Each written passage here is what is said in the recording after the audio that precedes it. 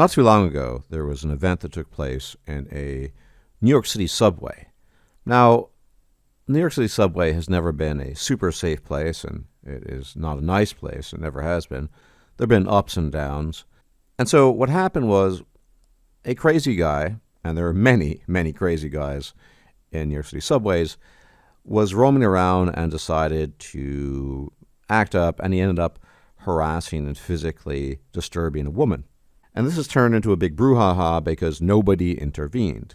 She was frozen there, paralyzed with fear, and the assailant, or crazy guy, however you want to describe him, was doing things that were unpleasant. In response to this, there was a lot of media asking the question, where have the men gone, right? Why didn't the men intervene to save this poor female in question? And these days, there's a very simple answer to that. Why did nobody intervene? Well, for one, if a person is insane, you have no idea what the risks are, which is to say he could have a knife, he could have a gun, who knows? People are ultimately, men included, concerned for their own safety. And so there's that thought. On top of that, even if there had been some quote-unquote good Samaritan, the laws and regulations these days make it such that whoever had intervened would have gotten into serious trouble. Let's set aside the personal risk that this crazy guy might have had a knife or a gun or some other weapon. Turned out probably he didn't, but you never know. So we're setting that aside. Even granting that, if somebody had intervened, they probably would have been charged for assault. Possibly even a hate crime, depending on the nature of the intervention, so to speak. And these are just two reasons not to intervene in such matters.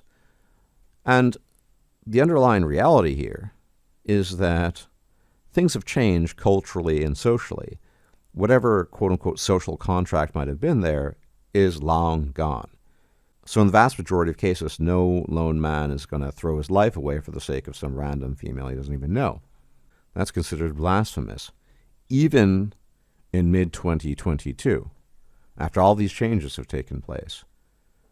It has a lot to do with feminism, you could say, I suppose, due to cultural changes, etc., etc. But I think even way before that, we really have inherited a false understanding of this concept of chivalry.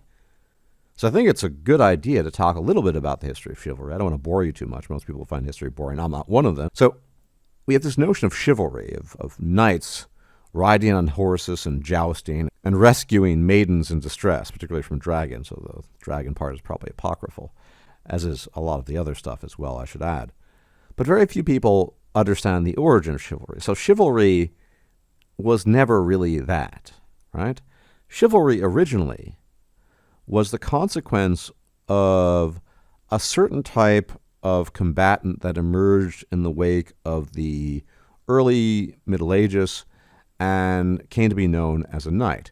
Back in the day, the term knight itself comes from the term Knecht in Old English. If you know German, it's Knecht.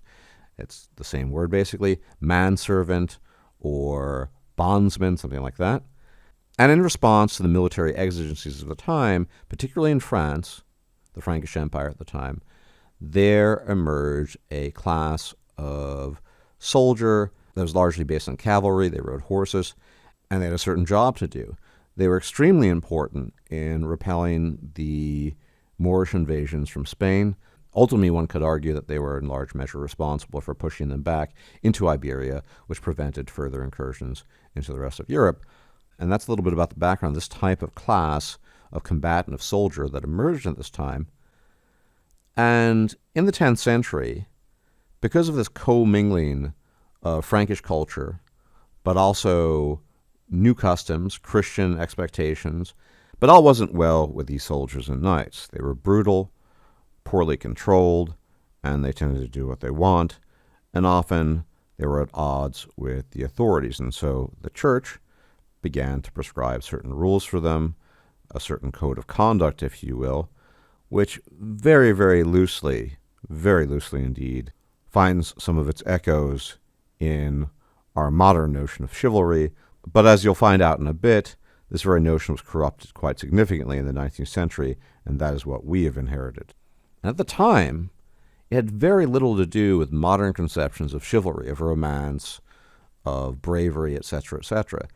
The knight of this time, and chivalry itself comes from the word chevalier, the one who rides the horse from the French cheval, was very much a brutal soldier who kind of did what he wanted within certain limitations, but realized there were rules he had to follow. But he wasn't gallant, and he wasn't looking to save anyone's hide.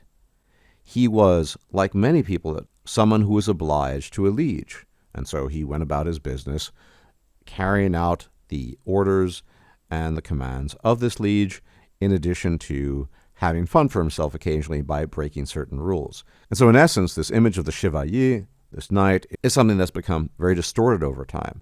Where does this distortion come from? It comes from the 19th century. You see, in the 19th century, there was a period described as the Romantic period. This applied to art, it applied to literature, and in particular it applied to certain types of reinterpretation of history, myth, etc., etc. And with this Romantic movement, which in large measure was a response to the quote-unquote rationalism, enlightenment of the previous century, although you could argue that it started sometime in the late 18th century, the Romantic period, or Romanticism, there was, as I just pointed out, this reinterpretation, this reanalysis, if you will, of the past. And a lot of the literature of the past was reinterpreted from a very idealistic, very nationalistic in many ways, but also far-fetched manner. And so the knights of old, these very brutal soldiers who existed for the purposes of service to their liege and basically being unpleasant people, these were reinterpreted as gallant knights of the chevaliers that we talk about these days, of the chivalrous type, right, who would aid ladies in distress and help the poor and protect the elderly and the weak and the whole shebang, right? A reinterpretation, if you will, a revision of actual historical circumstances because the Romantics wanted to reinterpret history in a way that pleased them. There really was no precedent for that. Yes, there were literary works in the Middle Ages that talk about chivalrous deeds, but these works rarely reflected the day-to-day life and the actual goings-on of the time. And so this is really our inheritance when we talk about chivalry and gallantry and the kinds of things that are expected of men. What are men supposed to do, particularly in the face of a damsel in distress, as was the case in this New York City subway? Well, you need to rush to her aid. That, to the extent it did exist, was wholly based upon a reinterpretation of actual history, as well as a false interpretation of highly fictional literary works that were produced in the High Middle Ages. So, enough about history right now. Fast forward to the present, that a stranger wouldn't intervene for the sake of a particular alien female they don't know is not anything new. In fact, that's been the case for most of human history, right? Typically, interventions for anyone, in particular for females, took place if you were related, so a mother, a grandmother, a sister, a daughter, or you're married. That's it. Random females, for most of history, never fell within the purview of this quote-unquote code, right? And so a lot of people are shocked that we have moved away from this interpretation of the past and reality. And it's no surprise, of course. The culture has shifted vastly. There is no longer a social contract in place that culturally demands of individuals, specifically men, to quote-unquote do the right thing, especially when there's no benefit. Any man, as I said, that had intervened in this affair, best case scenario, probably would have been charged for assault, if not a hate crime, depending on the nature of the person intervening. And I guarantee you that nothing would have come of it. The person, the criminal, the crazy guy who was running around the subway, kicking the windows in, harassing the woman, I guarantee you that long-term, nothing will happen to him. This is how it works, unfortunately. There are all kinds of funky things going on these days in New York City, and not just in New York City.